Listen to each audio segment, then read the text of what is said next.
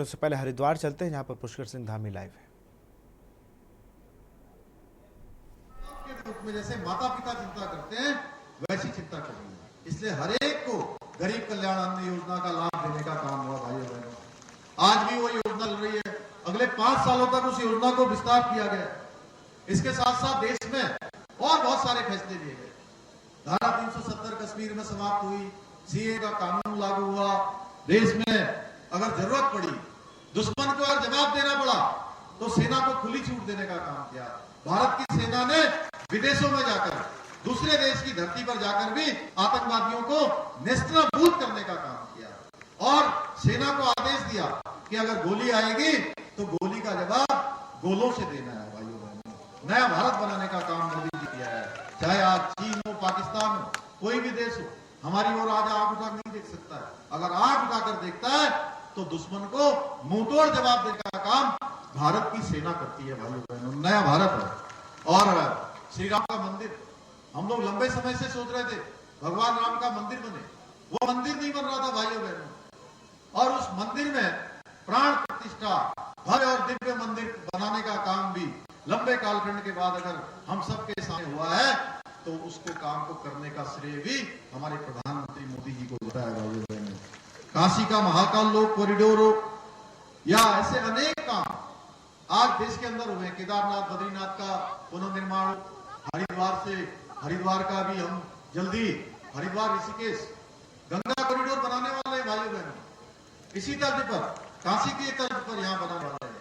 ऐसे अनेक निर्णय हमने भी उत्तराखंड राज्य को आगे बढ़ाने के लिए लिए हैं।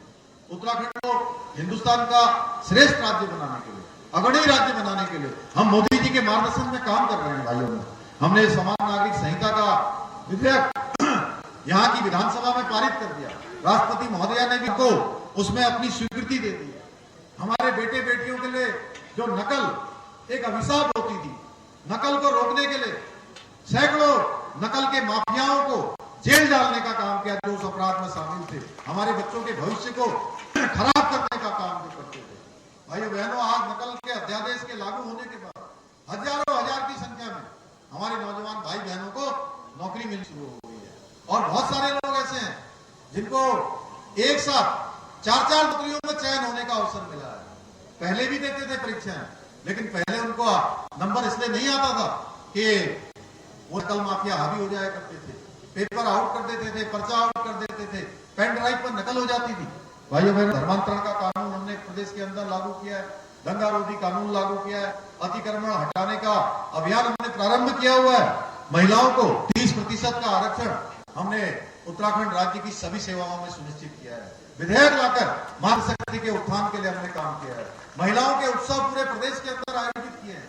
आपने कहा होगा हरिद्वार में भी बहुत सारे स्वयं सहायता समूह, बहुत सारे स्थानीय उत्पाद बनाने वाली बहनें, उनको आने वाले समय में एक अच्छा मार्केट मिले। यहाँ शहद के क्षेत्र में, अन्य क्षेत्रों में बहुत अच्छा काम हो रहा है। मैंने स्वयं देखा है, हमारी बहनें एक से एक अच्छा उत्पाद बना रही है। और कई बार तो मैं देखता हूँ कि उनके बाद इतने अच्छे हैं कि मल्टीनेशनल कंपनियों को भी फेल करते हैं। बहुराष्ट्रीय कंपनियां भी हमारी बहनों के स्किल के सामने, उनके कौशल के सामने फीकी पड़ता हुआ नजर आता है। G20 की 3 बैठकों का अवसर हमको प्रधानमंत्री मोदी जी ने दिया है। भाइयों बहनों, अभी देहरादून में हमने इन्वेस्टर ग्लोबल समिट किया, 3,54,000 करोड़ रुपए के निवेशकों के साथ हमारे करार हुए।